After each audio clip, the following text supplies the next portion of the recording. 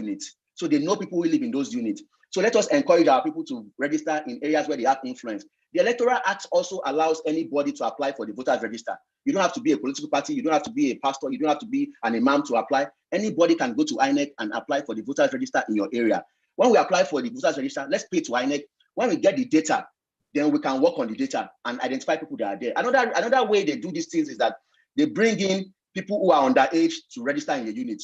So if you register close to your house and you don't know anybody in that area, if a 14-year-old boy comes to register, you can't challenge him that he's 14 years old because you don't know his date of birth, you don't know anything about him. But if you go and register in your area of influence, maybe your hometown, where you grew up from, if you see this boy, look at the way Pastor Ighodalo told me that Faruq, when they gave birth to you, I was already doing business, So that way you know because you have my record. But if you go to an area where you don't have any influence, you don't know anybody's record. So in my hometown now, I can tell you those who are not capable of being registered. Another thing we can do again is we can tell INEC to sanitize the voters registration. I'll give an example. My polling unit where I live now, where in my polling unit in my hometown, there are some foreigners who are on our voters register, over 25 of them. And we had an agreement with them that they used to vote in our elections before. They are not Nigerians. And we had an agreement with them that stop voting in our elections because you are not a Nigerian citizen. If you vote, we are going to arrest you with immigration officer. And they complied with the agreement. So let us look at our voter register in all those suburban areas. There are people who are Niger, they are not Nigerians, they are from Benin Republic, but because they are farming in all those areas, they are on our voters registration list. So let us write to INEC. If you go to your polling unit, get a list of registers, identify those that are not Nigerians or that you doubt their Nigerian citizenship and tell them to provide evidence that they are Nigerian citizens. Tell INEC to remove those voters. Those who have died, in my unit, over 30 people have died, but their names are still on the register. Those who have died, let us tell them to remove their names because what happens is when you don't remove the names on the voter register, politicians are very creative. I tell people that Nigerian politicians are one of the smartest people in the world, but just that they don't use their innovation and their smartness for governance or for good governance. They only use it to get power by all means. So they are always 3 steps ahead of the average Nigerian. So if you want to fight them, you must understand their game very well and you must be able to beat them to their game. So what they do is they ensure that the voter register is populated, which is why you see that we have 80 million voters on our voter register in Nigeria today, but we have less than 40 million voters in Nigeria. Why that happens is because Nigerian politicians mobilize extensively for voters registration. So if we can fight INEC directly, write to INEC, have access to our voters register before the election, 6 months before the election, let everybody go to their polling unit. Faruq, go to your polling unit, go and sanitize there, find out the people on that register. Before the election day, we can give you an idea of how many votes will come out from us. Because we know some politicians even collect people's voters card. They will seize their people, they will tell people to go and register and they will collect their voters card and keep it with them before the election. So in terms of INEC and voter registration, sir, what I recommend is that let us engage them to comply with their rules. Let them make the voter register more transparent. And one other impressive thing which the National Assembly is trying to do is that they're trying to amend the Electoral Act to allow INEC to be able to record the voter register electronically. The current law does not permit that, so they can't give you the voter register electronically. Once the new Electoral Act is passed into law, then INEC can email the electoral register to us. We don't have to go to the office to start applying for it, or everybody can see it on their website. So when we have that, then we can now start talking about good governance and how to defeat the current politicians that we have. But if we don't have access to that and don't have access to the list, we will just be talking from now to next year and they will continue to win us. Because when it's time for election, they mobilize extensively. They will send money out to people that live in Ilorin or far. Côte d'Ivoire, my local government will travel to Abidjan a lot. They will send buses to Abidjan to go and bring voters and they will give them food. And those guys will come. So you discover that in my unit, we might be strong, but by the time they come with about 70 voters from Côte d'Ivoire, they will win me on my election day. And that's because I have not factored in Côte d'Ivoire. So if I want to beat them, I have to go to Côte d'Ivoire before they go to Côte d'Ivoire and talk to them that when you guys come, don't vote for money. But Pastor, I also saw your NGO. I saw one of your rules, one of your objectives is to stop vote buying. I'm sure eventually we'll come into that, then I will give you my thoughts on that. But in terms of INEC, we need to fight them heavily. And I'll give you my personal experience. When I was in politics, and when we're in politics, we had people who want to apply for their voters card and all those things. We need to start engaging INEC on their behalf. We had our consultants in INEC that we were paying to ensure that they give us information we need from INEC. Because if somebody goes there to collect voters card, he will never get his voters card. And that's part of the ploy. They want to discourage the average Nigerian from having access to his voters card. So the only people they release voters card to are political chieftains of political parties who go there on behalf of some numbers and say, hey, INEC officer, I have these 70 people that they're my boys. Please, I want their card out immediately. Let me transfer them. Then they work with those ones. But if the average citizen goes there directly, they will not attend to the average citizen. So most political parties have consultants in INEC. They have a liaison officer who are INEC staff whom they work with. So if you don't go through our structure, the committee, be so. Anybody should be free to walk to INEC office because we are paying them with taxpayers' money. So if we break down heavily on INEC, like Pastor said, I watched Pastor's interview, Pastor said INEC should not try me for 2023. We need to continue to re-emphasize that message, that INEC should not try Nigerians in 2023. When we continue to re-emphasize that, they will comport themselves and they will do the needful. Whereas current voters register now favors the current political class. So if we want to fight them, we must clean it up and bring our own people into it. Otherwise, we'll continue to lose elections and lose elections and lose elections. Well, I want you to lend your voice to that INEC should not try me for 2023. Maybe we should print a T-shirt and march down the streets because that'll be very, that'll be very good, sir.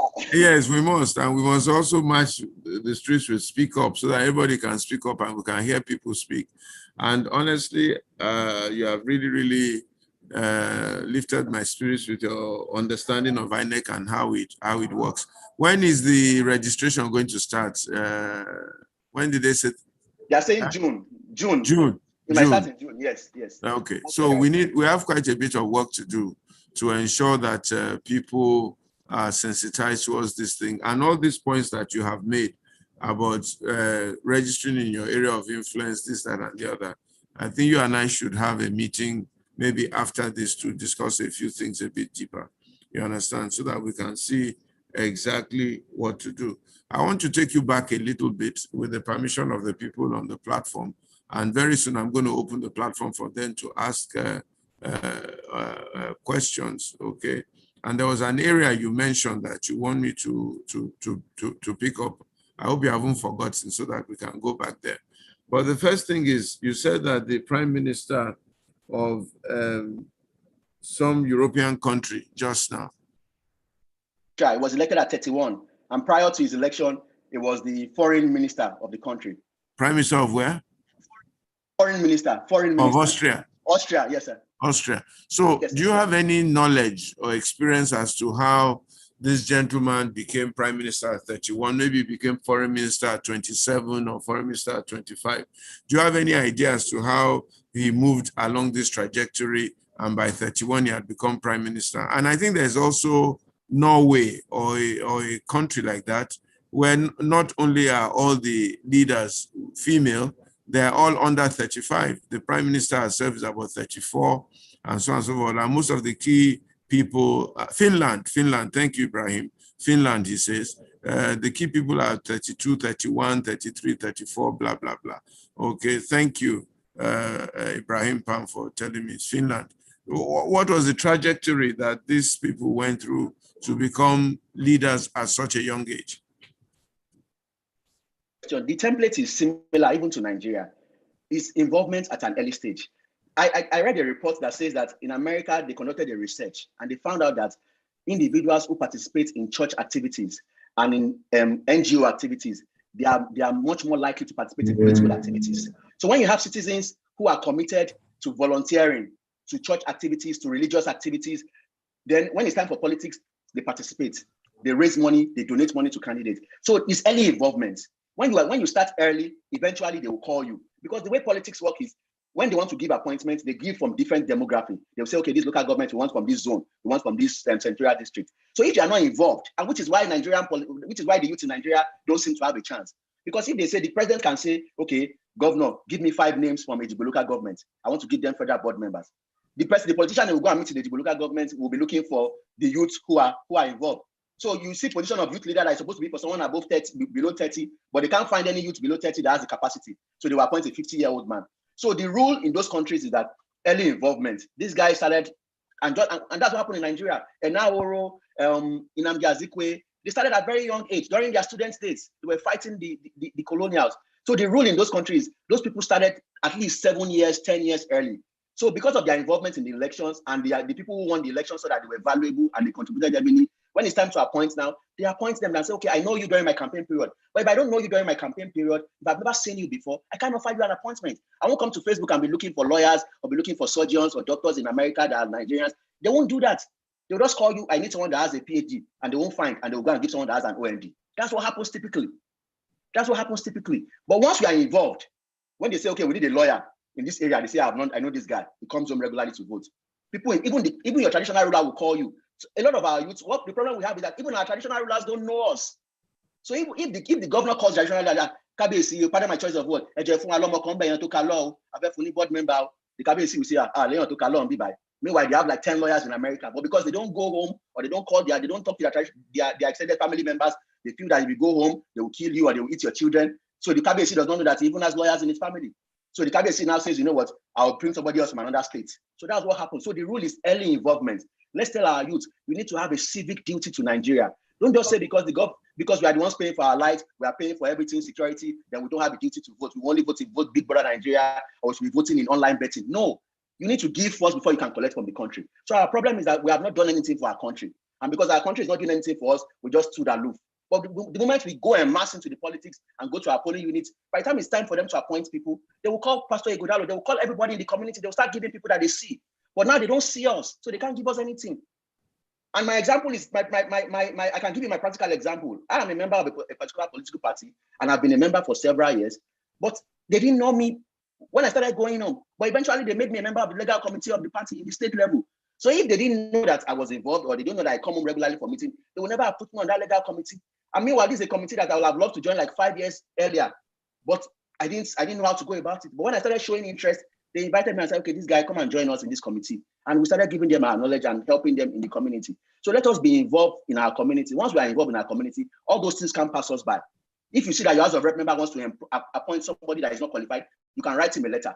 I have the phone number of my member of the House of Representatives. I call him regularly, and he's very responsive. So if I hear anything, I call him immediately and say, sir, why is this thing happening? It can't happen. Give this boy, this is more qualified. And he listens. But if I didn't go home, I won't have that access. So early involvement is what makes you become a minister at 31 or a commissioner at 35 and all that. Once they see you, I read an interview, I don't know, it was Bola Tinubu's interview or someone that said he used to deliver a letter for Awolowo to somebody when he was 20 something, or maybe it was Wasiu Ayinde Marshal or something, you know. So you must have been involved. When they know this boy, I see you regularly at our meeting. You two are, give us your CV. When they see you regularly, they'll say, give us your CV. But if you go for a ward meeting of a political party, people you see there are farmers and artisans. You see somebody running for governor, when they show the INEC official and say the state agent, you see a former commissioner as the state agent. But go to the polling unit in Ikeja, you see an illiterate as the polling agent. Illiterate that does not know what is 10 plus 10, and he'll be your polling agent. How can you win that kind of election? When your polling agents are supposed to be graduates, people that know how to use calculator, people that are good with numbers. So, but if we're involved, then they will call us and say, but if we're not involved, if they don't see our faces, they can't call us. So we have to start early. From our student days, let us start early. And don't let us get discouraged. Another thing we talk about is funding, but I'm sure you'll get to that later, because I feel that funding is one of the things that discourages a lot of youths from participating. I don't know if you give me permission, I can delve into that, otherwise we take it from Please go straight into it. Well, yeah, because I was going to ask you. Yeah, so the youth will say, you want me to get involved in politics? I'm only 21, 22, 23. I've just finished youth corps. I haven't even rented my apartment. I'm still going about with Legidis, Benz, no motor, no nothing. I'm not even married. How am I going to do this? So how do they overcome the issue of funding? What you raised is a short-sighted issue. I'll give you an example, Pastor. You have a firm, SIO accounting firm. I'm sure when you started that firm, you didn't have an idea of how far the firm will go to when you started the firm. So you started based on faith and based on the belief you had in yourself. And along the line, God was grateful and he helped you, and your firm grew big. Same thing with your church. When you started Trinity House several years ago, we didn't know about the church. Wow. But eventually it became a big church. So don't say because you don't have funding, you won't go into politics. There's no politician. There's no politician in Nigeria. Mobola Lawa, please mute your mic. Mobola Lawa, please mute your mic. Sorry. Please mute your mics, Mobola. Thank you. So go ahead, Faruq. Don't say because you don't have money, I won't go into politics. There's no politician anywhere in the world that uses his money to fund his campaign 100%. I can use myself as an example. Once you can fund just a part, if you start as a youth and you have a career, let's say you're a medical doctor and you do your work very well, you are honest at work, you're not doing Facebook at work, you're not cheating your employer, and you are good with your work. If you work for 7 years, the moment you say you want to vie for office, even if you don't have full money, by the time you start going for meetings at the ward meeting, you meet up with the state leaders of your party, meet up with the senatorial leaders of your party, local government exco, let them know you one-on-one, start going for meetings sometime. If they have a meeting, donate money to buy cabin biscuits for them and bottled water or pure water or drink. By the time they know you gradually and they see that you have content, they will start calling you and say, let us support you. I can see somebody on this call now. I don't want to mention his name, but he's from Osun State. He doesn't want to go for a particular position, but some people printed poster on his behalf and pasted it around the state with their money, and he doesn't know anything about it. That's because they believe in that kind of person to run for that kind of office. I can also see somebody on this your call again, Okwe Osho. I don't know him from anywhere. When I was running for office, he printed posters for me because one of my colleagues is his friend, and he didn't know me from anywhere. But when my colleague showed him my profile, he said that this guy is a lawyer, this guy will be able to make an impact. I have a lot of friends on this call, Abbas, all of them. They supported. So as a youth, if you have merit, if you have competence, you develop yourself, and not just Instagram and Facebook. You read books, you go for trainings in your profession, you know about it. People will bring out their money. There are people on this day, there are somebody from Osun State here, anything he needs, I will go all out, any money, any amount, we'll put it down, even if we don't have. So you don't have to see your destination before you start.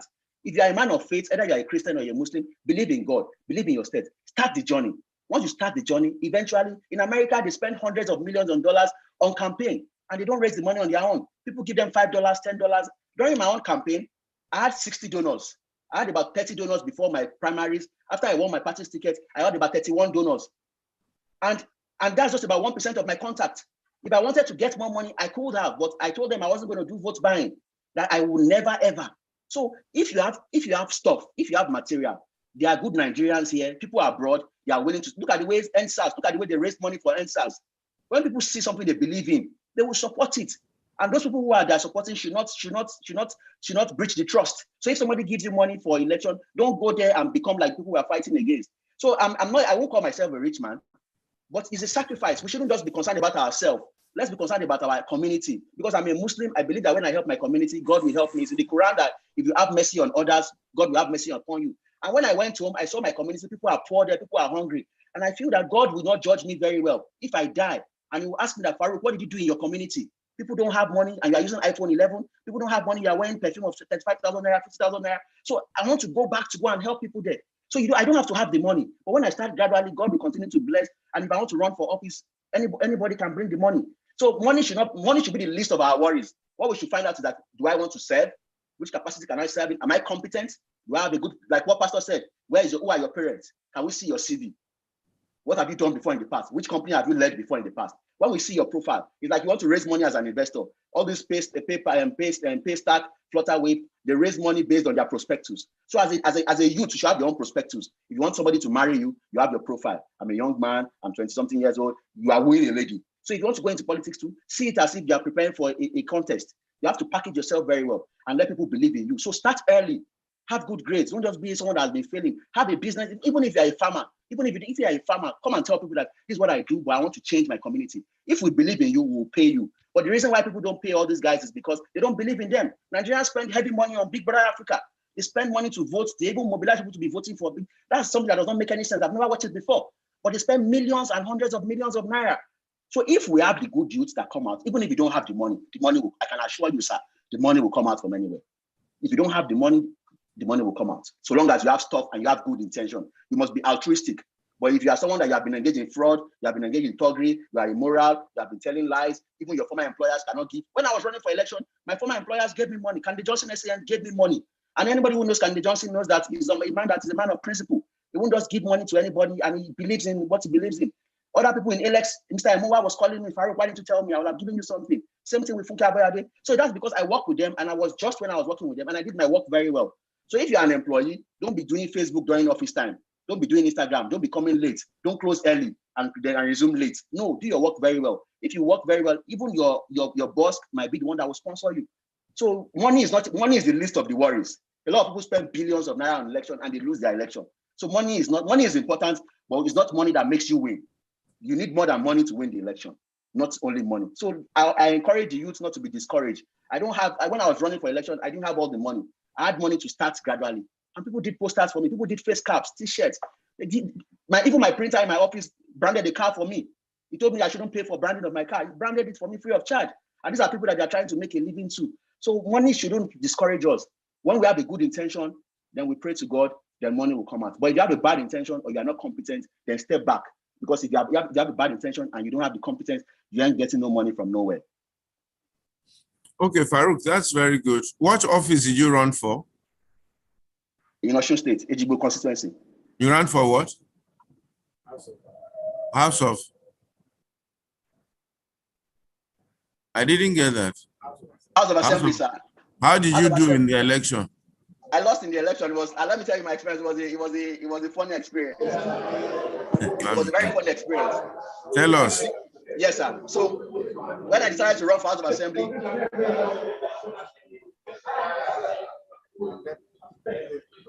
I can't hear him. I can't We're hear going to him. mute. Faruq, just hold on. We're going to mute. So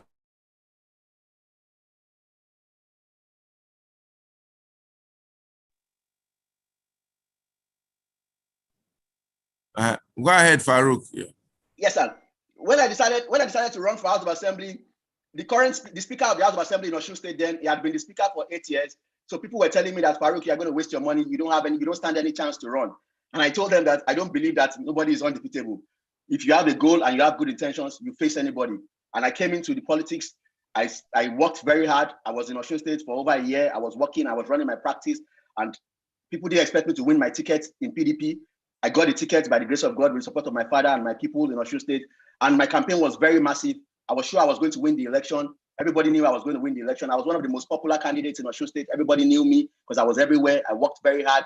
I let the people know my plans, that this is not about stealing money or coming to make money from governments. I'm comfortable, but I want to help you guys. I want to help my community so that God can bless me and so that I can sleep very well at night. I was very well. But about a week to my election, my other party realized that I was going to win the election and they started trailing me. So if I go somewhere to give some people and I give them money, they will come there and give them times 2 of what I gave them. They will go on my Facebook watching my movements. And a day to the election, they came to attack me with violence. In my hotel where I was staying, they were shooting, calling me out. They were shooting, attacking, mentioning my name that I must not come out on election day. I voted and I ran away from my polling unit because I didn't have my security, my bodyguards I had, they didn't have guns. I didn't want to go with people that had guns because police officers, they won't give opposition candidates security. And they were shooting. I was traumatized. I couldn't campaign the night before my election. All the people that had promised to vote for me, they were saying that no, they shouldn't vote for me, that somebody wants to become SSG to the governor. If I won, they won't give him the SSG position. You know, they attacked me with force and I ran away on that election day. So I don't even have a copy of my result of my election because the violence was heavy. And another thing I was going to say was that the spiritual, if you want to go into politics, you must be spiritually fortified. If you are a Christian, hold your Jesus 100% and don't mix it with another thing. If you are a Muslim, hold your Quran 100%. Because politics at the local level, very fetish. People invite you to all sorts of cults, come and carry sacrifice. I was getting invitation on a daily basis to come and see one Baba, to come and see this one. And because I told them that I can't go and see any Baba, because what if I die tomorrow? Will I enter hellfire because I want to go into politics? But I believe in my God. I pray very well. I read my Quran. I fast, and I try not to commit any major sin. So I had my relationship with my God. But the violence and vote buying. And but you commit minor sins, Abbas. Yes, I commit minor sins. You commit minor sins. You don't do major sins. I will tell your wife that you commit minor sins. She's aware, she's aware, Pastor. Then, Pastor, another thing I forgot to add. Go ahead. Yes, another thing I forgot to add is that when you go for these elections, vote buying. A day to my election, the party stakeholders, because my campaign was heavy. If you ask anybody, I campaigned as if I was running for House of Rep. A day to my election, people believe that I had a lot of money. So some leaders, I don't want to mention their name, they called me aside and told me that I should give them a particular amount of money for vote buying. And I told them categorically that I can't give you money for vote buying, that I've been campaigning for the past 1 year. I've spent a lot of money. I can give money to buy gala and minerals for people that will vote, because when people come under the sun, you should be able to give them for logistics. But I won't feel proud if I win election because I'm buying votes, and I will not tell my children. So I told them I can't give you money. So the moment they gave me a particular figure, I don't want to mention the figure, but I told them I couldn't give them that figure. I gave them half of that figure. But the moment I gave them half of that figure, they were downcast. They collected the money and they didn't work for me at all, because they were expecting that Faruq, with the kind of money he has, I should have come and flood them. They were expecting a particular figure. The moment I didn't give them that figure, they went to the other party and they all collected money from the other party. So the vote buying, I felt very sad. Even students that I didn't expect to be asking for money, they were calling me from universities, we want to come and vote, can you send money to us? And I said, even if our illiterates are doing that in the villages, you are a student, you shouldn't be doing this.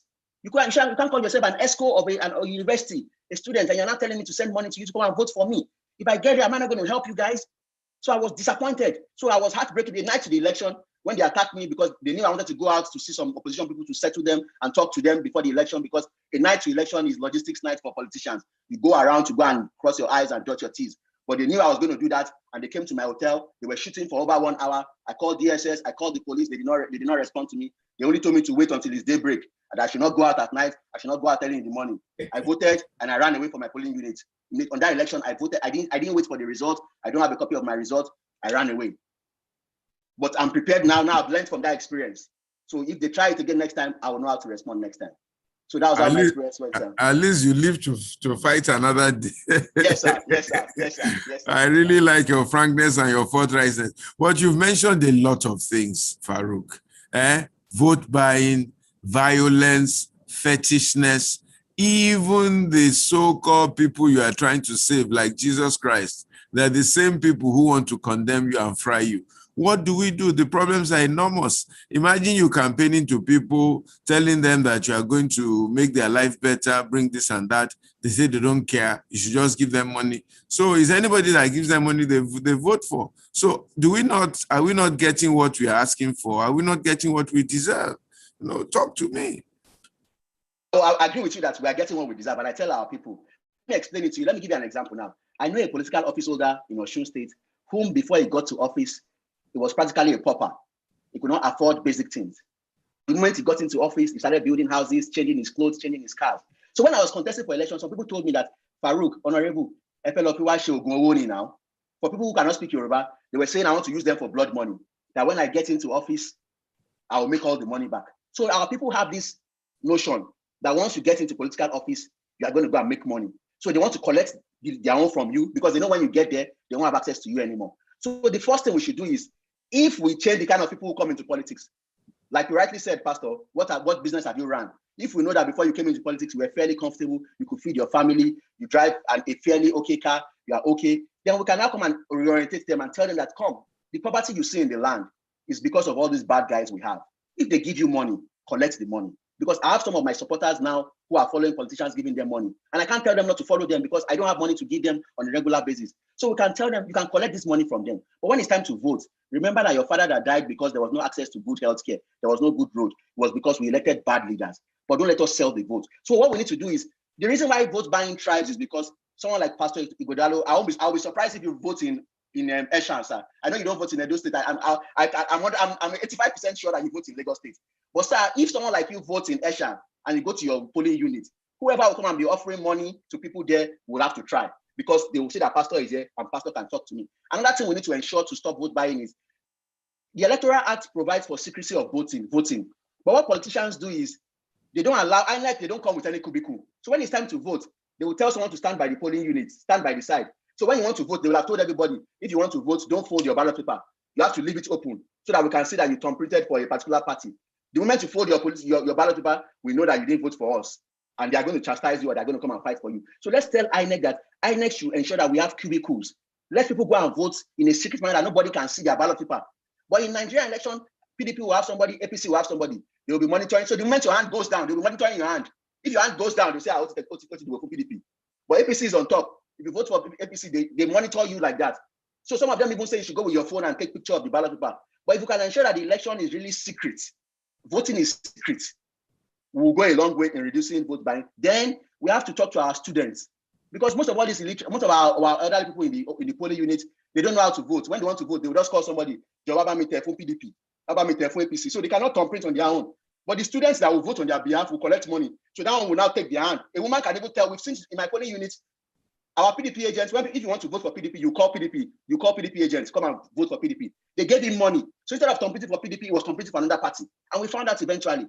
So we need to reorientate all these students and tell them that this is not the way to go about it. If you have a graduate as your polling unit, they won't do that kind of thing. So what we need to do first of all is, all those polling units in Nigeria, let us identify the polling units. Then let us look for students from those areas and talk to them. Then let's engage them regularly. The problem we usually have is that we wait until 2 days to election, 1 week to election, to go and sensitize them. But these guys, they're hungry. They've not seen you for the past 4 years. So if you tell them to vote for this man now, they won't see you again for the next year. But if they know that you come home every month, or every 2 months, if they call you, you pick up their call. You can send a jacket to them once in a while. If you tell them not to vote for somebody for money, they will listen to you. But they don't see you. Or election day, you now come and say, oh yeah, vote for APC. They won't listen to you. So we have to let them know that, come, let us change this thing. It's not for me, it's for you. What do you want? And let us break it down to them. Then number 2, let us stop sending people who are hungry, people who don't have a good life of living to go into politics. Because these guys, when somebody, you see your neighbor that doesn't have a car, he doesn't have good clothes, All of a sudden, he becomes a member of the House of Assembly and is wearing expensive lace, he's using iPhone 12, driving a brand new car, all those things. They feel that this guy has arrived. So we need to even reduce the emoluments of our political office so that make the office financially unattractive. But the youth, the people in the village believe that once you go into political office, you are going to go and do blood money, you are making money, so they want to collect their own. So it's doable. We can reorientate them, and churches have a good role to play. Mosque, let us talk on the podium. Let us talk to them. You people don't collect money. It is wrong. You are selling your birthright. When we emphasize it regularly, that is a sin. When we emphasize it regularly, the message will stay. Some people will listen to us. Because as bad as my election was, there are some people who voted for me without collecting a dime. I have so many good friends that I met in my election process, and they are very fantastic guys. There's somebody on our election on this panel here that I can see. He ran for Senate 2 in Osun State, and he had over 40,000 votes from a party that was not known. So he worked hard. People like him, and they supported him. And it wasn't by vote buying, or it wasn't about vote buying. So people can identify good products. People who use vote buying are those who don't have, they are not popular in their area. So they need money to convince people to vote for them. If you are strong, if you are popular, and people are sure of their intention, you don't need to buy any votes. But you need to compensate people who come to vote. Voting is very hard to us. You stay under the sun for 3 hours, 4 hours. I mean, they deserve to have gala and coke. That's understandable. But not that I say vote, take money to vote for me. It's a practice that we should preach against at the church, at the mosque, on television, on Facebook, on radio. So we have to start gradually. And sir, we have a long time. If we start now, by the next election, we will reduce vote buying. But and again, sir, the economy in Nigeria is very bad. Some people in the village have not seen 10,000 naira before. So if they see 7,000 naira, can we in good conscience tell them not to collect that money when they don't have money? But if gradually, and we are there for them, they will listen to us and we will reduce the trend of vote buying. When I was contesting for my election, they told me that Faruq, go and sell your properties. I should give them more money. That when I get there, I'll make money. I said, no, election is not a do or die for me. I'm happy to lose this election. But that I will not come and start doing vote buying, that no, count me out of it. So why was I campaigning? Why was I going everywhere, going to Egbe Alasho, Egbe Alata, Egbe Onikini, and I would talk to them, give them money. And I tell them on election day, I should give you 15, 20 million naira on election day. Money that I spent within about 7 months, I should not bring another one again. It doesn't make any sense.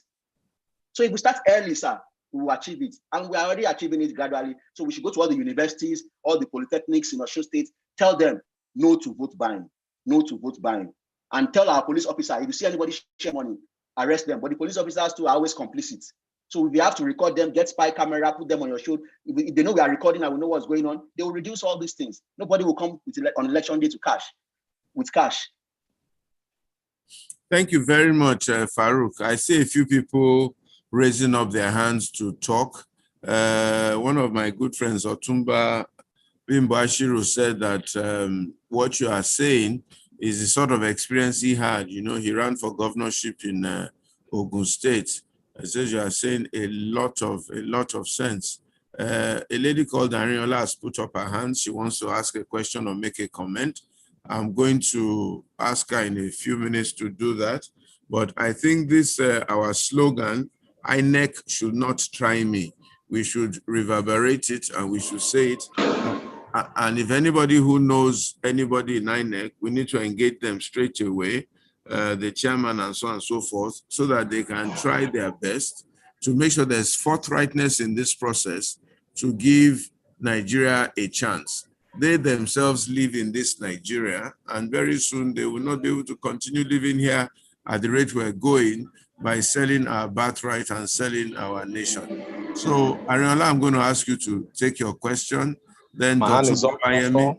No, her hand was up electronically before you. So, okay. Yeah, she did electronic hands up. Dotun did electronic hands up. And after that, Ime, I will take you because you did physical hands up. You want to do hand buying? I won't let you do hand buying on the platform. Okay.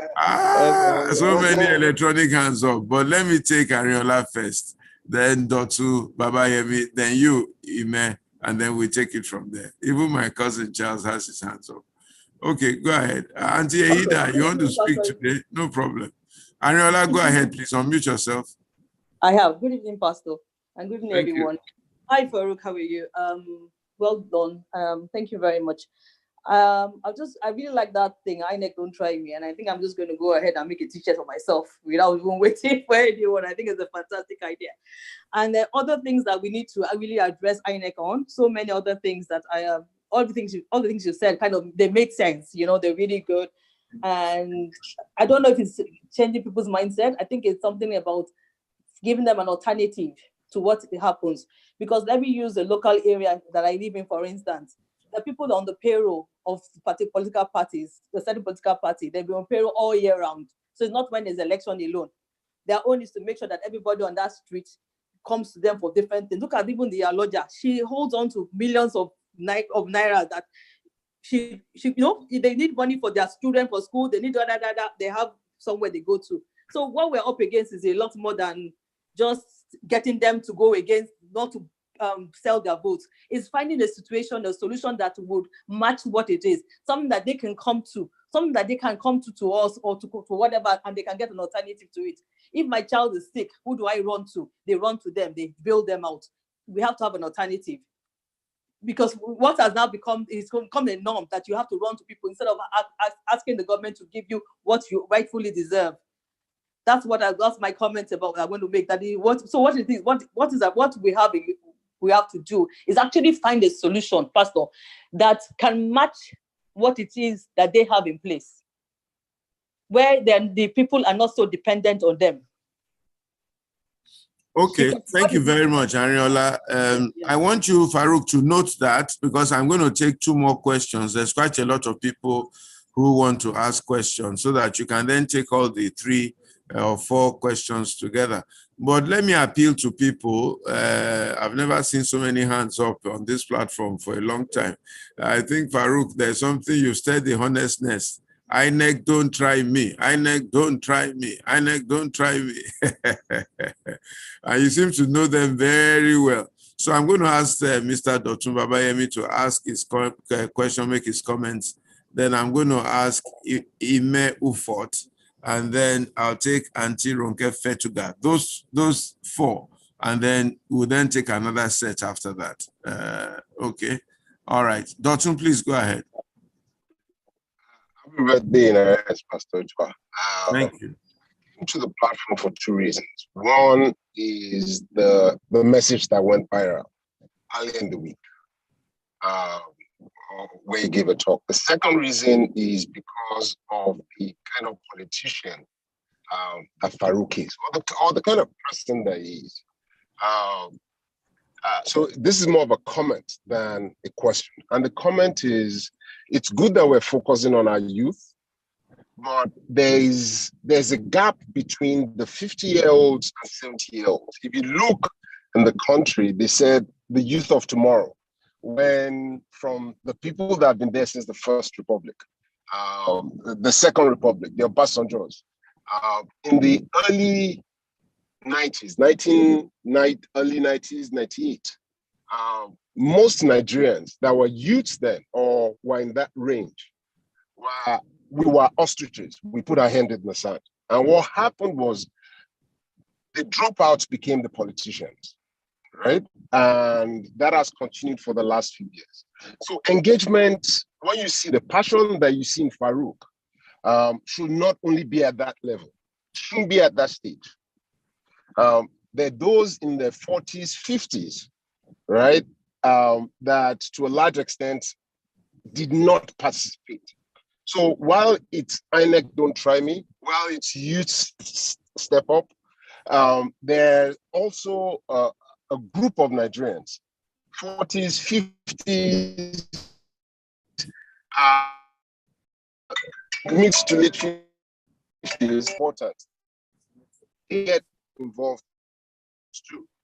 Most dreams successful believe politics is somebody else's problem. But we're being governed by those rules. So as we're focusing on the youth, let us also focus on that belt. So that's a comment. Thank you very much. Faruq, I hope you've noted that, and I'm going to be asking you to speak to it. Ime, please go ahead. Let's make it very, very short, straight to the point, so we can take as many comments as possible, please. Thank you. Yes, I must commend Mr. Faruq. I want to join that movement. And I'm in an area where a politician is a member of the State House of Assembly. he doesn't even know the people that live on the streets. But on the day of election, he asked them to come and vote for him, and they will vote. And I'm on the street whereby I will ask that, let's put light on this street. Because they don't want to do it, I will now do it, and they now benefit from the light. They will now say, Kilo Komimbe. Now, with the spirit we are talking about, Mr. Faruq, how do you go about mobilizing these things? Because even your election itself is a documentary story on its own, which I think I still need to get more tutorials from you. How do you go about those things, from the funding, educating the people, with the man there that is already planning ahead before the election, 2-3 years ahead? How do you make up with that? Thank you. Okay, Faruq, please note that question also. And I'll take one more from Auntie Ronke Fetuga. She's not quite a youth herself, but I'm sure she was once a youth. So we'll hear her question. Please unmute yourself. Unmute yourself. Yeah. I've done that. Yeah. Thank you, Pastor Ituah. Thank you, Faruq. This is the first time I've been on this platform for many, many times. And I'm so excited to find a young person on the platform. I'm not a youth, and I'm happy to have youths on this platform. That's what you've always said, that we should invite younger people to come onto this platform and hear what we have to say, what we want to happen in this country. Faruq's experience has been so undaunting, illuminating, and very good. You should write a book about it, and I will publish it free of charge. On a serious note, Faruq, have you heard that? She's a great publisher. Yes, so take her up on it, okay? No problem. On a very, very serious note, Faruq, congratulations. Continue to do what you are doing. We will get to a stage, that's the only thing I want to add, where people will take money and vote for their conscience. On that note, I will stop. Thank you very much, man. That's brilliant. Thank you so much, and thanks for your love and support always. You know, I'm especially in your corner. Okay, Faruq, maybe you should speak to these 4 comments, and then we'll go to Austin, my brother Charles. I don't know who Huawei Samu is, but, and then Otumba Bin Bashiru. We'll go to those, and then we'll take from there. Faruq, go ahead, please. Okay, so I'm responding to the issue of welfare system.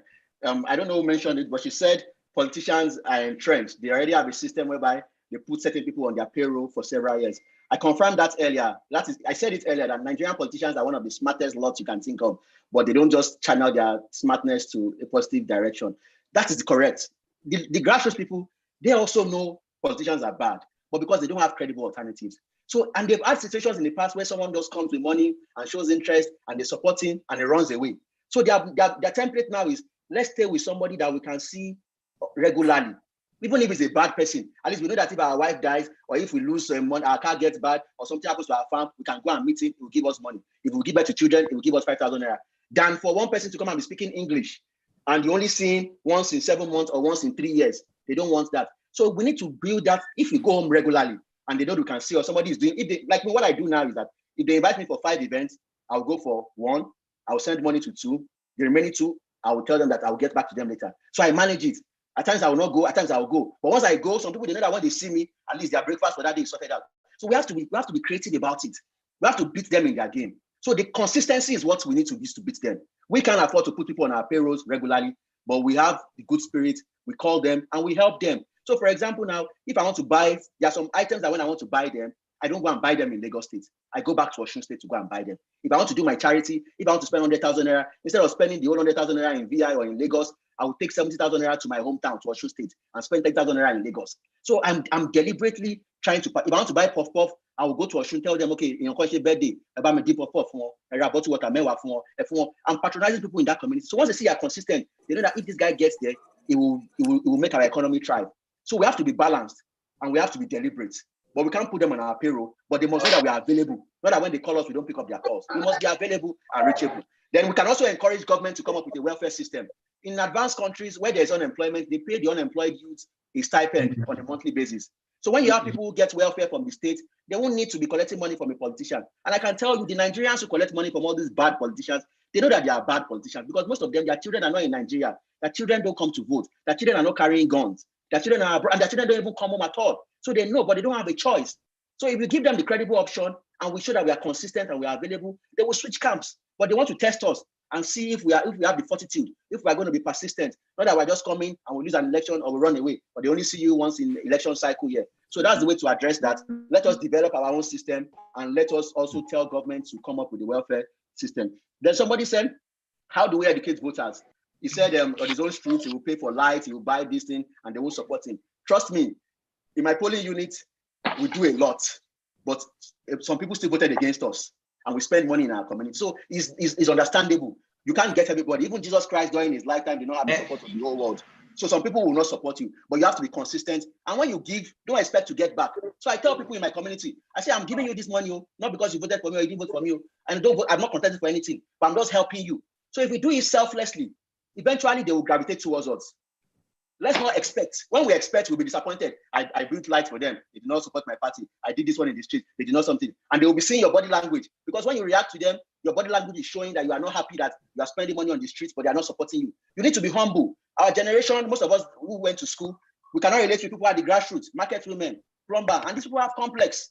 So we need to bring ourselves down to their level and let them know that they may lose school, but tell you about the opportunity, and know about the loss school. So relate with them freely. But when you are speaking English and you are speaking and you are using phone and you are running down, you are not dressing, you can't sit down with them, they offer you drink, you can't sit down with them, then they will not respect you, they won't listen to you. And there's a saying that you can only influence people when they are sure that you care about them. If they can't be sure that you care about them, you can't influence them. So it's a gradual process. We shouldn't expect any quick fix. We shouldn't expect that by 2023 we're going to win all the elections and all that. No, we have to start gradually. We have to win some areas, and we have to do without expecting to get back.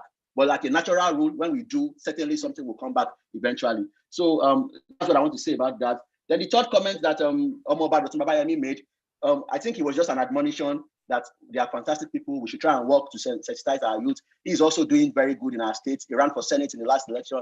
He wants to run for Senate again now, but we don't know what God will say he's going to run for. He's doing fantastically well. And Pastor Ighodalo's NGO to African Leadership Group, they're also doing a lot. Let's all come together and work with it. So, Pastor, I don't know if I've responded to those comments. Those are the ones I remember, sir. You've tried your best.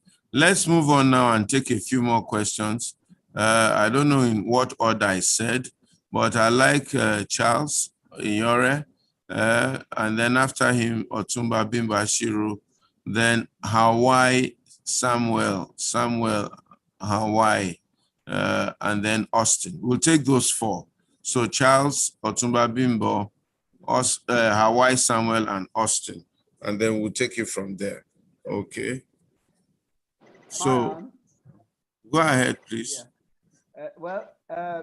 Congratulations again. Thank you, Mr. Pastor Ituah, on your birthday, 60th birthday. And it's obvious that forward always, backward never.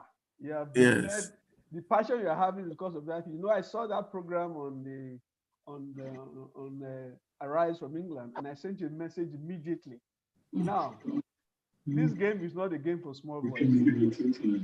What they are doing is dividing and ruling us. They have done that for 60 years. We have to rush because he's going to leave his office. They've done that for 60 years. Huh? If you do not divide them, you cannot rule them. No, I said we have to leave now. Somebody else. Falabi, please mute your mic. Falabi Ajidaun, please mute your mic. Yeah. So strategically, if you do not divide the politicians, you're not going to rule them. Obama did that in America. Macron did that in France. And I sent you a scheme of things to divide these people. Most people who are elected in Nigeria fight for representation. They use their tribe, they use their religion, they use all kinds of things to fight for representation. But they don't take on the responsibility of being there. We should set out a scheme of responsibility. So we can take on the councillor, we can take on the member of House, we can take on the member of the Federal House, we can take on the federal senators. And you'll be amazed that they are not as together as you think that they are. And I believe that this idea that Ituah has started is not going back. We're not going to stop it. If the local, I have a scheme, I've already sent it to Pastor Ituah, so he will deploy it as he wants. We have to divide them to rule them. If you don't divide them, you cannot rule them. Also know that they have taken the institutions into a hostage. The central bank is taking hostage. It's been taking hostage since 1989. We talked about Uncle Boaz program and they're all fighting, they want to go everywhere. I can also tell you that the palm sector have also been taken hostage.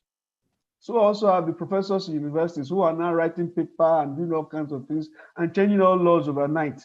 So we need to go in there, divide and rule them. And I'm very impressed by what Faruq has said. But like I said, talk is cheap, like they say. It's money that buys the whiskey. Thank you very much. Thank you, Charles. We're not buying no whiskey here. Thank you. I think Otumba Bimbashiru, please. Yes, good afternoon, Pastor Ituah, and well done for all these strategies and plans. Faruq, I would say, well, I like your courage. We've been on this game before, and I know how it is. The first thing we need to look at is the level of poverty in this country. Until we'll address the poverty level, we'll keep on having that problem. I mean, how can somebody be given 1,000 naira to sell his or her own rights to vote for someone that is not even qualified? So we need to start identifying people who are going to run this country. And the only way we can do that is by this kind of movement. We need to get it. You were saying something about how you cannot become a governor in Nigeria if you don't spend up to 5 billion naira. So where will you get it? You either go and sell your house. I will tell you my own experience. It's very, I mean, they will tell you incoming, they will encourage you, they will collect money from you now and go to the other person and collect money. So the problem is that we are talking about INEC. INEC is our problem until the federal government will allow INEC to be independent, genuinely independent. Somebody that the president that's going to contest the election is going to approve the INEC, the name of the person that's going to be the INEC. So what are we talking about here? We must be sincere about these things in this country until we now allow people to be independent. They're not only INEC, the police, the IG, the state commissioners of police, they are the ones that will determine who's going to win election. So we need to start fighting this. I mean, I drove my heart for those people, the children that fought for the NSAS. They shook this country. And that is the only way we can shake until we start shaking the country and identifying that, oh, this is the person we are going to use and we are going to fight it to the end. Without that, we are just wasting our time. So the only way to do that is the movement like this. And I mean, people like you, Faruq, please continue to fight it. By God's grace, we get it. The way we sent Abacha packing and God took him away from us, then I think God will do the same thing for us in this country. But to be honest with you, until we address the issue of level of poverty, we cannot get it right. They will just be looking at you and be laughing because they know that they know what they want. Until somebody comes in and gives them 100,000, 100 million, 500. So how would you do that? And to do politics in Nigeria is a lot of money. So like you rightly said, they will tell you to go and sell your house. I remember when I went to do politics initially, my king told me, he said, when I'm ready, I should sell my house. When I sell my house, bring the money, show him the money, then he will know that I meant business. So I knew that he was telling me this on his own is like gambling. So I think we need to get people to call us and get people to come and fight for us. That's the only way forward. Thank you very much. Thank you, Otumba. Don't sell that house. So me, I will fight you if you sell that house. Because I'm the one who dedicated that house. We're going to fight to finish. That's when you and I will fight to finish with the day in cars. We'll fight you. Otumba, don't sell it all. Don't try it. Don't worry, we'll raise the money another way. Yes. That house is too lovely. Like, my children must enjoy it. I think Kabiyesi was saying that the woman, you might try it. Don't even sell it. And I can see the Lebadogu is an experienced too. He knows what he went through. I'm going to get him to talk also. Because maybe it's his beer that he wanted to sell. Pastor, this debate should be an ongoing, No, we will continue. We will continue by God's grace. No, because I'm pained. Who is talking? Okay, all right. Samuel Hawe, please quickly ask your question. Thank you very much for allowing me to ask my question. I'm new here. I just saw it on the platform. And I said, no, I have to be here. I'm Samuel Dada. I live in Italy. Where my brother, you have spoken well. I came to Nigeria in 2018 to register for PVC within 10 days or 12 days in August 2018. And I came back again in 2019, February to vote. One thing I noticed in Nigeria, where you said something about youth stand aloof during the election. I got to understand why we have such numbers of youth, most especially in the southern Nigerians that are not involved in the election. If we should look at culture very well, because I remember in the 90s when Abacha was in power, when there was no electricity, I moved around with the landlords, with big men to Alausa, Ijora district for transformer.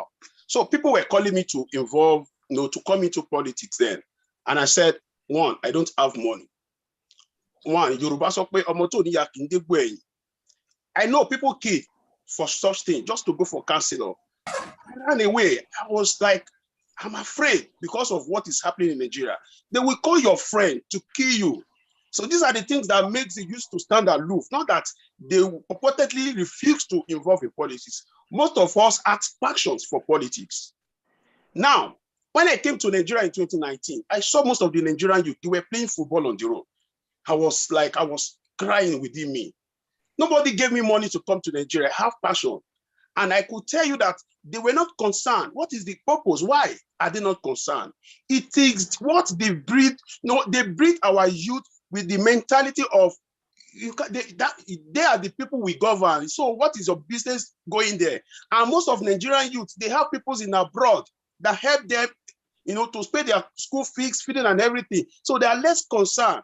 So I don't know how we can change the orientations of these youths. I don't really blame Nigerian youth because they were bred in that manner.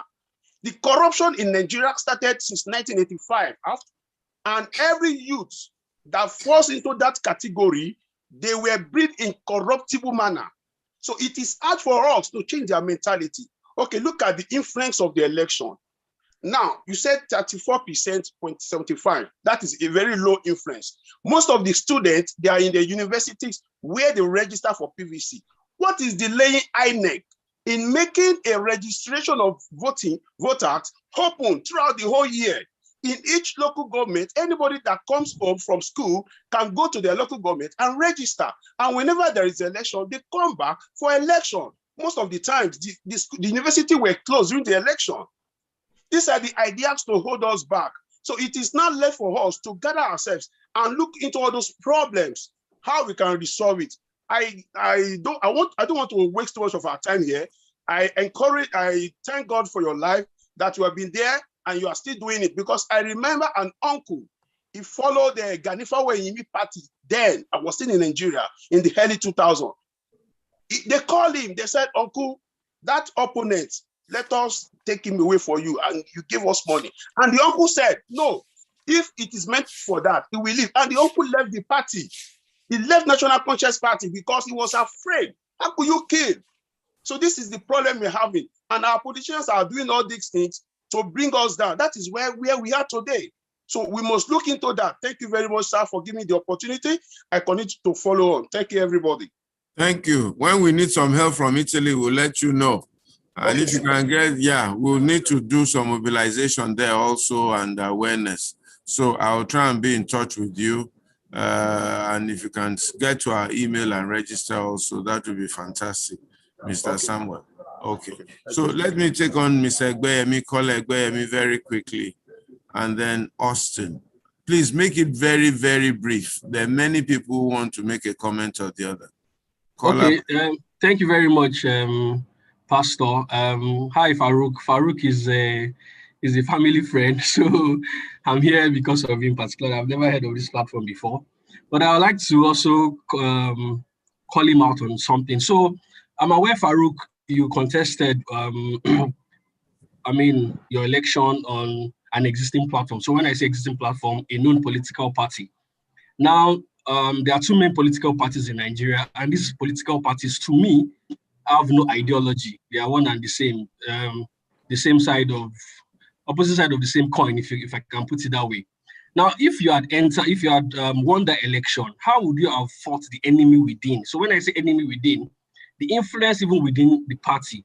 There are political gladiators within your party and in your state that could have even influenced your decision. So because I see this a lot with youths today, they align themselves with a particular politician. Once they get there, they are just aiming to become maybe SSA media or personal photographers, and they just lose their own identity even within the crowd. So how do you intend to stand out if you eventually win an election with an existing party? Are you thinking at any point in time to cross opposition or even start your own political party? Thank you very much. Okay, so maybe I should allow Faruq to answer this question. Short. Then we'll go to Austin. We'll go to my friend Oladele Bankole, who has some field experience too, and so on and so forth. But Austin, Faruq, please answer the question short, so we can take on a few more before we close tonight. So I'll start with Mr. Bimbo Asheru's comments. Yes, I agree that the way forward is for us to have a movement, a well-coordinated movement cut across federal constituencies and states, and we have to be consistent, and we shouldn't expect quick victory. It's not going to be an easy journey. We're not going to have quick victory. So I commend that and for that. Then somebody talked about funding that. Somebody else talked about funding. He also talked about funding that his traditional ruler told him to sell. It also happened to me. Some of my party leaders told me to show them my account balance, that I must have minimum of 50 million naira. I show them my account balance before they will support me for the primaries. And I told them that when they say somebody is a rich man, it doesn't mean that his account balance is what makes him a rich man. What makes somebody a rich man? That's someone that has money, that if you need something, you can get it. And I told them that I don't have that kind of money in my account. But if I say I need something, I believe I can get anything I need. And I was able to manage them, and I didn't have to do that. Of course, they will tell you to sell your house. They will ask you for money. So my own principle, the way I do is, I have a firm, and the account of the firm is separate from my own personal account. So it's only when I have my own free money to spend that you see me on ground. Anytime you see me in Osun State, know that I have some loose cash to spend. If I don't have anything to spend, I don't show my face, because I've never traveled to Osun State before without parting with money. It's not possible. So I don't do that. So and I know the amount I budget.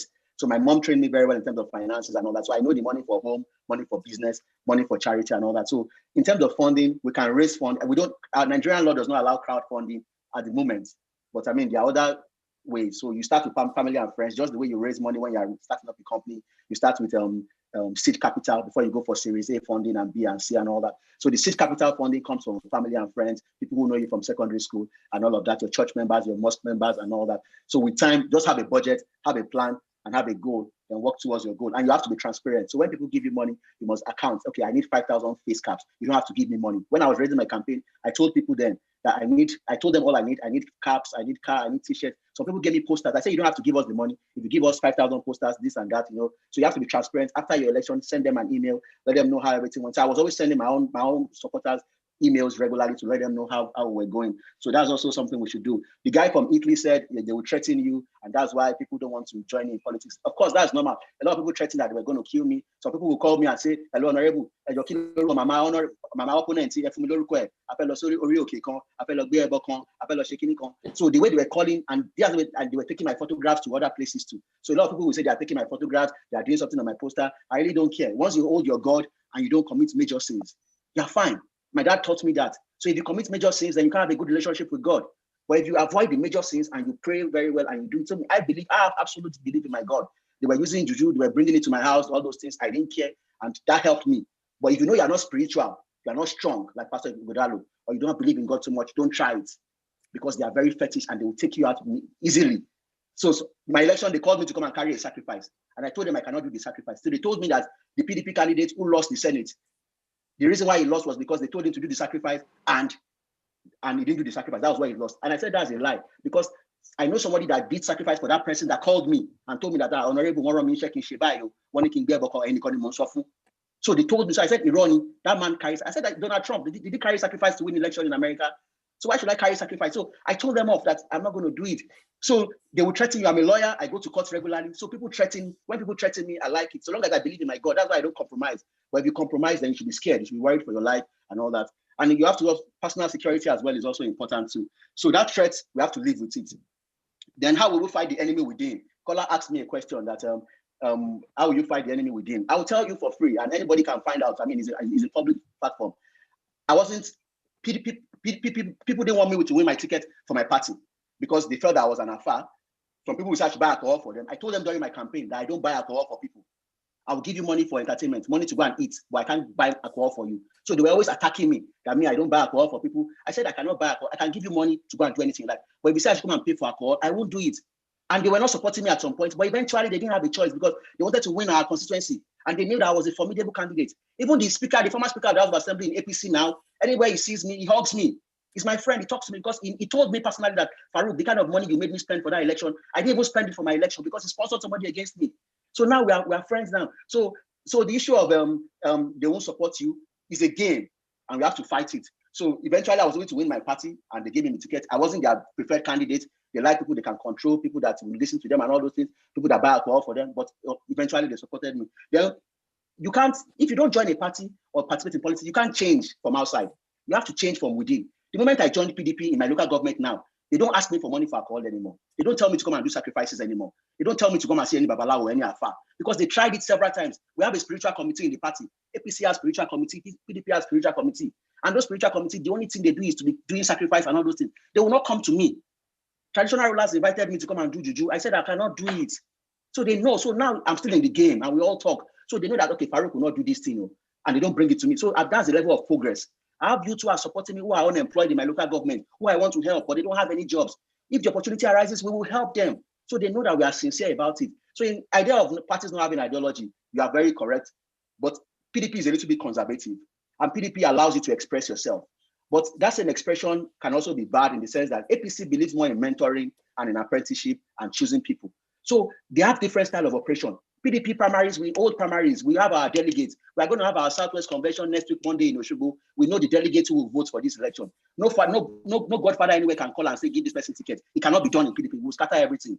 So that's why people like us like PDP, that you can aspire. But in the other party, you practically cannot aspire. A leader must bring you down because you don't even know a delegate, you don't know anything. So the godfather must put you down. But PDP, our own godfather system doesn't work that way. So that's the difference in terms of structure. And we are conservative. They are a little bit progressive and all that. But personally, I identify more with progressivism in politics, but I don't like an environment where you cannot speak your mind freely. You have to be bowing down to people. You cannot express yourself. I like to express myself. I like to be able to say, just like Pastor Ighodalo said, say what is on your mind. Call people out, talk. That's my own philosophy. So if I will be in a party where I know something is bad, I will say in my house that this thing is bad, but publicly I cannot say that it's bad. Then you are a hypocrite. Most of them, that's what they do. When they see us, they tell us that our leaders are bad. But when they are on Facebook, they'll be praising their leaders. But we can fight our leaders. Look at Fayose and Seyi Makinde. They will attack each other. We can say our mind and nobody will arrest us. So there's a difference. But if they chance us in our party and they don't carry us along and they feel that we're not relevant, then we'll go to where they will carry us that will be relevant. But we shouldn't deceive ourselves in Nigeria today. There are only two parties in Nigeria, PDP, APC. Any other party will fail unless people from those two parties come out and go with their structure to form a new party. But if a group of people come to and say they want to form a new party, it's not possible. In 2011, I didn't want to support Senator Mishori because I didn't like him personally, and I wanted to support Labour Party and Fatai Akibade. My dad was in PDP. I wanted to support. When I went on the election day in my polling unit, Labour Party did not have a polling unit. They didn't have a polling agent. When I saw that, how can I want to vote for a party that does not have polling agents? My vote will waste here now, and I didn't want APC to win in my local government. I was constrained to vote for Mishori. But personally, I preferred Fatai Akibade in Labour Party, but he didn't have polling agents in my unit, and that's because polling agents collect 10,000 naira on election day, and we have 3,010 polling units in Osun State. We have 119,000 polling units in Nigeria. So if you are running for president, you must have polling agents in all these units. So multiply 10,000 naira times 3,010 units.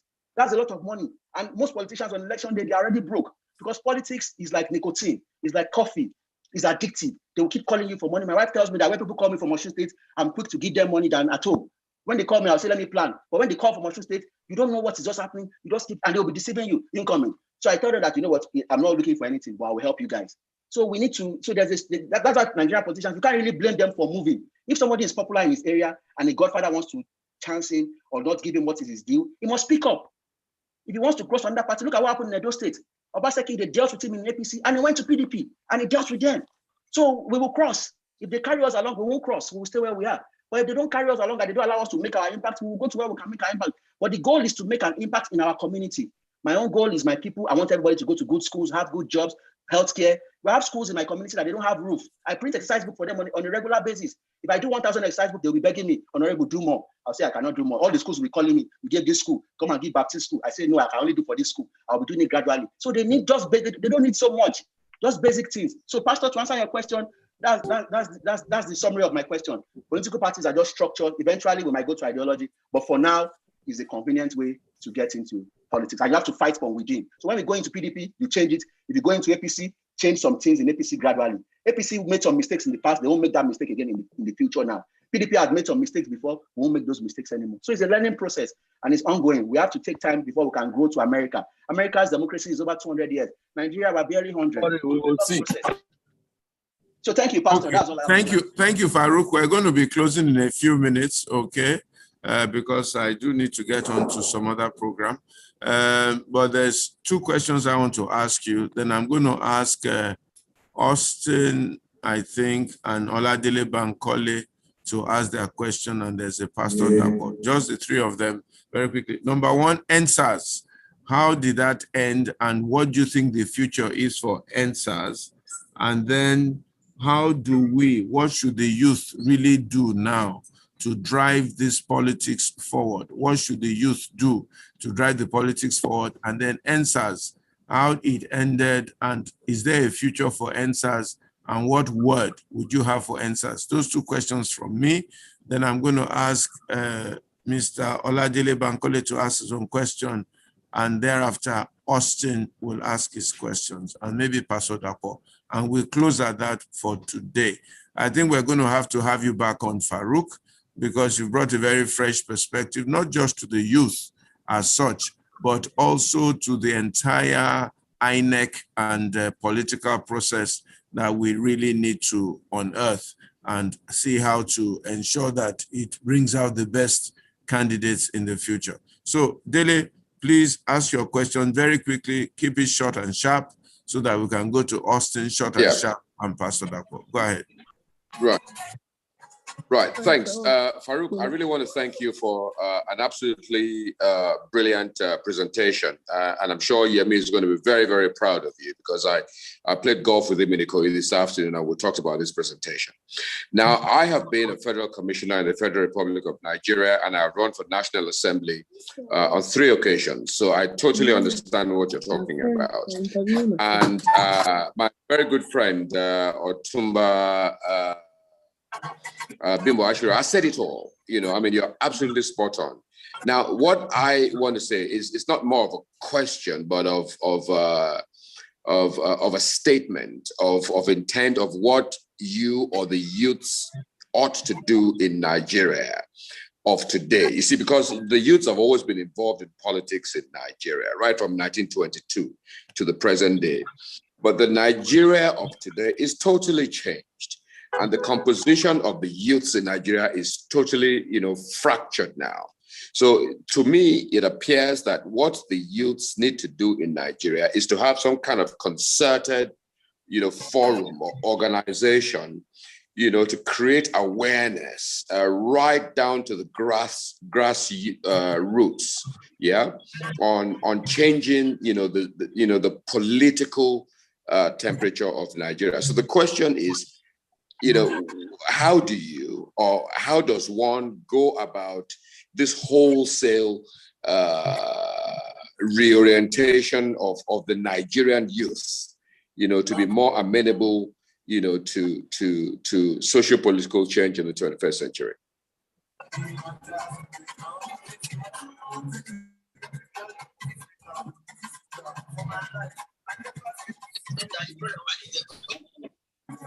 Pastor.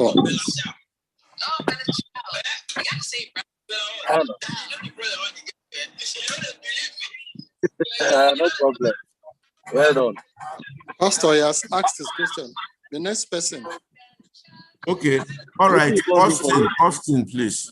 I was muted. I'm sorry. Yeah, Austin. Good day, everyone. From there with the call. Yeah, good day, everyone. Please mute your mic. Good day. Good day, Austin. Go ahead. Yeah, it's a pleasure meeting you guys. This is my first time of coming to this meeting. I just saw it in our platform. I said, let me come in and see what you guys are doing. My own question is two questions. One is that the youth need to come together and work as a team. And second one that I sat here observing, I see, sorry to say this, our pastors need to come out on their shelf and work with the youth to change that country called Nigeria. Because we here, we are tired with what is going on right now in Nigeria. The pastors need to come out because then when I was back home then, they said pastors do not involve in politics. They don't have anything to say about politics. That's what's in Nigeria up to now. We are suffering because the pastors keep quiet on politics. Yes, I came to understand even Jesus Christ is a revolutionary. He can't talk about governance. But our pastors do not talk about governance. They're just busy telling us that, oh, we should pray, we should pray, we should pray. But no action. Time is for the pastor to come out and tell Nigerians that the time has come now for all of us to come together and service that country. Thank you very much.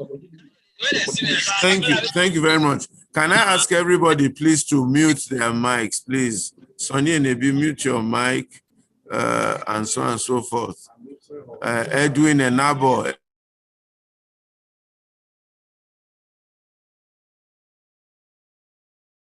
Okay, Faruq, I'm going to ask you to open your mic. Pastor Dapo. Pastor Dapo. Faruq, somebody. Okay, Faruq, can you please? Everybody has been talking. Can you hear me? Can you hear me? Out students. Faruq. Can you hear me? Pastor Dapo, can you hear me? Yeah. Pastor Dapo, can you hear me? Okay, Dapo, Pastor Dapo, 2 minutes, 1 second, please. Question very quickly. Okay. Mr. Honorable Faruq, I'm very impressed by your talk. Very frank, versatile. You educated me, and I believe a lot of us. Very impressive. I can't fault you at all, apart from major and minor sins, because we were all born with the Adamic nature, and we all inherited until we gave our lives back to God. You know. So, and I'd like for you to come back and, finish up, because I don't think we have assimilated all that you have to dispense to us today, to come back on this platform next week. And the other thing I wanted to cover, I believe you're an Elisha man like myself. That's just what I wanted. I will say with Jesha platform. Thank you very much. Okay, Faruq, I think we'll take on Pastor Dapo with that request and ask you to please come back next week with the roadmap to 2023, if that is convenient for you. Come back next week with the roadmap to 2023. And everybody else at Yolu, Allen, Ayodele, you can bring back your questions next week and invite as many people as you can, especially the younger people and all that, so that we can really do justice to this situation in Nigeria. I see my auntie, Mrs. Morgan. I'm very happy to see you, auntie, on the platform. I'm excited to see you. Dele Bankole, thank you. Bisi Oshutoku, I heard your comment. You are so happy about Faruq. So we're bringing Faruq back next week to continue this discourse so that we can really get to the bottom of this thing and come with some this thing. So Faruq, please answer these last 3 questions or 4 questions very quickly, and then we will close. And please confirm that you are available next week so that we can package that now. On the future, there's a nice one. Okay, so excellent. So the first question that Pastor you asked is future for NSAS. I must confess, because I like to be very candid. When the NSAS rally commenced, initially I wasn't in support, and I'll tell you my reason why. I wasn't in support because I am a political animal. I believe that the best way for people to change government is through the ballot papers. I believe that people deserve what we are currently facing because we elected the leaders freely. But when I saw the way the government responded to the NSAS protesters, I changed my mind and I supported what they've done. But I don't want the NSAS movement to end just where it ended. That spirit we should galvanize that spirit, we should harness that spirit and move it to voters registration, because I was so sad when after NSAS, about 3 weeks later, we had the senatorial election for Lagos East Senatorial District. And the turnout was appalling. How can a senator win an election with less than 10% of the voter registration in that area? So I was like, these are people that people came out to contest, to protest, and now it was time to vote. Why not even vote for an unknown party? Exactly. Why not vote for Conscience Party, Stone Party, pass a message, vote for the right candidate. So let APC and PDP Ariola, please mute your phone. Go ahead, Faruq. Party. So when you vote for an unknown party, then you pass the message across to them. But I wasn't surprised that they didn't vote for an unknown party because perhaps a lot of them didn't have voters registration. So now that INEC is about to open the portal, let us galvanize the way we mobilize for NSAS. Let us mobilize to polling units, mobilize to INEC office, invite them for meetings. Then we can now go ahead. Then our parties, if you remember, if you like PDP, we're having our zonal congress in the Southwest on Monday. Challenge them. Let them bring in youth. Participate. If you're an APC member, go and collect your registration card. When they want to do their Congress convention or whenever they're doing it in June or August, make representation to the party. Go and fight the party. Let them invite you to the table because they will not invite you to the table if you don't make noise about it. So that's what I feel we should do, Pastor. The NSAS protest, let us move it to the political space. That same energy, that same galvanization, that same fundraising. Then we need leaders. Some youth said that we don't need leaders. We cannot have leaders. You can't make progress if you don't have a mentor. You must have a mentor. You must have leaders. You must be an apprentice. You must be willing to be a student. I'm a student. I have leaders who I consult on various issues. So we must have leaders. We can't say we don't want to have leaders. And we can't say the old people should go away. No, they should go away, but we still need them to advise us because they have more experience. No matter how experienced a youth is, you can't have more rags than an elderly person. So we need to convert that energy, take it away from protest. Let's go and protest through our votes and through our political parties. Let's make noise and let the parties recognize us. But that third force issue, let's stay action on forming a new party and all that because the logistics for running a party is so huge that any new party that will come up now can only succeed if it's formed by APC and PDP. But if it's formed by new people and all that, you can't. I mean, if I start to say I want to be a pastor today, I can't compete with Pastor Ighodalo. Pastor Ighodalo knows the Bible so well that it will take me about 25 or 30 years to train before I can even say I want to compete with him. Then the next question is, what should the youth do? I have a list of what I think the youth should do, and I just run through. I said, okay, number one, let us focus on our career. If you call yourself a lawyer, you must be updated. You must read law reports. You must know the laws. You must be competent. Don't just say you are a doctor and you're always on Facebook. You don't read books. Let us develop ourselves intellectually and let us be sound in terms of our career. So that because when you are sound in your industry, when you eventually go into politics, the people you met in the course of your career are the ones that will support you. Even if you didn't go to school, if you're a farmer or an entrepreneur, people you met in the business world are the ones that will rally around you. So let's develop competence. Let's be virtuous and let's be solid. Then before we now think of going into politics. But if you are half-baked, if you've not gone through training, you're not competent, you're going to fail certainly. Then don't cheat your employer. Don't cheat anyone. Don't be honest. Be known as a person of integrity. And let's also have values. Most of the youth of nowadays, we don't have values. Everybody just wants to buy Hummer Jeep, Mercedes-Benz, use iPhone 12. We want to make money. But there's more to life than money. Money does not mean success. So let's have values and let's live our life based on values. If you don't have values, you go into politics and you kill people, you go and be doing juju, and you don't have any morals and you do anything goes for you. But if you have values, when they invite you to come and kill somebody, you say, I can't do that. When they invite you to go and see a babalawo, you say you can't do that because you have values. But if you don't have values, you fall for anything. So let's have values. Then fortify yourself spiritually. If you're a pastor, go and attend Pastor Ighodalo's church. Go and be reading your book. If you're a Christian, if you're a Muslim, do your tahajjud. Ramadan is coming. Fast very well. Pray to God and avoid major sins. In Islam, major sins are when you worship another person apart from God, when you engage in fornication, adultery, when you take alcohol, when you commit fraud. Those are the major sins. So if you avoid all those major sins, then you can be sure that God will be answering your prayers most of the time. Then number three, again, let us join political parties. Let's join political parties. Don't say PDP, there are bad people in PDP. A dead clock is correct twice in a day. A dead clock without battery is correct twice in a day. So PDP has some good people. APC has some good people. Do we have bad people? Yes, we have bad people everywhere. We have bad people in Nigeria. We have bad pastors. We have bad imams. But that doesn't mean that we won't go to church or won't go to our mosque. So let's join a party. When we join the party, don't just be a bench warmer. Know the ward ESCO, know the local government ESCO, know the state ESCO, know the National Working Committee members. They are human beings like you. They go to churches, they go to golf clubs, they go to all these places. Meet up with them, let them know you're a member of their party, and go for ward meetings. Don't just join the party and say you want to become a commissioner, or you want to become an SA, you want to become a House of Rep member. That's what kills most of us, the youth. We are too ambitious. So let us not be too ambitious. Let's be willing to undergo pupillage. We need to be an apprentice for some years and be patient. Once we learn from the masters, then we'll be able to confront anybody. Then another point is that let us participate in community activities. Let's join the energy we use for Big Brother Africa and Bet Nigeria and all these other social media stuff.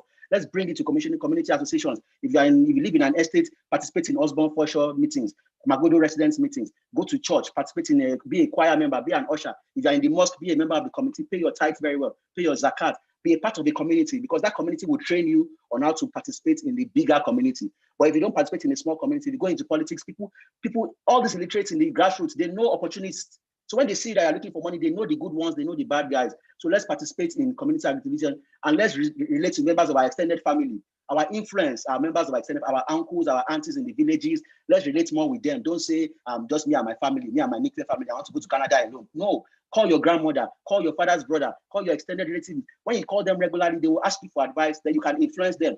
But if you don't call them, then you can't influence them. And engage in charity. Don't spend all your money in Lagos. If you want to go for a party, don't do your wedding in Lagos. Go and do your wedding in your Osun State. Go and do party in your Osun State. Go and buy bricks, buy bottled water from your community.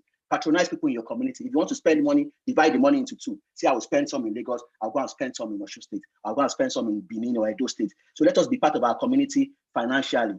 Then another thing I want to mention again is that register to vote in your area of influence. Don't just register because you live in Ikorodu. Don't, if you are living in a rented apartment and you know you're going to move out from there next year or in 2 years' time, why do you want to register in that place? What if God wants to elevate you to Ikoyi in the future?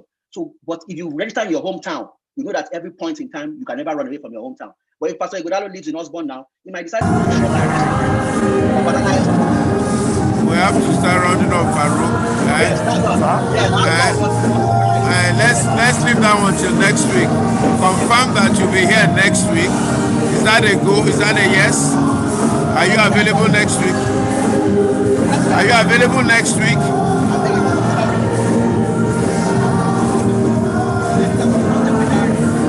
Okay, and then confirm to us. Okay, good. All right. Okay. Faruq, thank you very much. God bless you all. Thank you all for being on the platform today. Thank you very much. I'm grateful. Thank you. Thank you. Thank you. Thank you. Thank you, my Auntie. Thank you so much. I hope you all be back next week. Faruq will be back next week by God's grace. Happy birthday, Pastor. Thank you. Thank you. Thank you. Happy birthday, Thank you. Thank you. Thank you so much. Thank you so much, everybody. Nice job. Nice job. Thank you. Thank you. Thank you. Thank you. Thank you very much. Happy birthday, Pastor. Thank you. Thank you. Thank you very much. Thank you. Thank you. Thank you. Happy birthday, sir. Thank you. Thank you. Thank you. Thank you. God bless you all. Thank you so much. Thank you. Thank you. I'm grateful. Good job, brother. Thank you. Ibrahim, God bless you. Auntie, good to see you. God bless you all. Thank you. Sonny, thanks a lot. Chief Mulu, thank you. Auntie Agida, thank you very much. Thank you, Funke. Thank you, Olabisi, Olagoshko, Charles, Joshua Abid. We'll see you next week. Okay, by God's grace. We'll see you all next week. Thank you. Nuruddin, thank you. Wala Oshoju, thank you. Tukubo Toyo, thank you. Habib, thank you. Thank you, everyone. Thank you. Uluwa Funke, thank you. Ademanke Bakari, thank you. Bless you all. Thank you. Good night. See you next week. By God's grace. Pastor Ituah. Thank you. Thank you very much.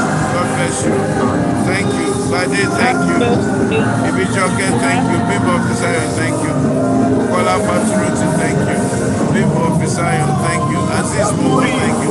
Blessing, thank you. Ayokule Adetuna, thank you. Ajodo Allen, thank you. Momo Sheku, thank you. My brother Ababa Kitchen, thank you. Thank you very much. God bless you. See you. Good job, brother. Good job. Good job. Oh, yes.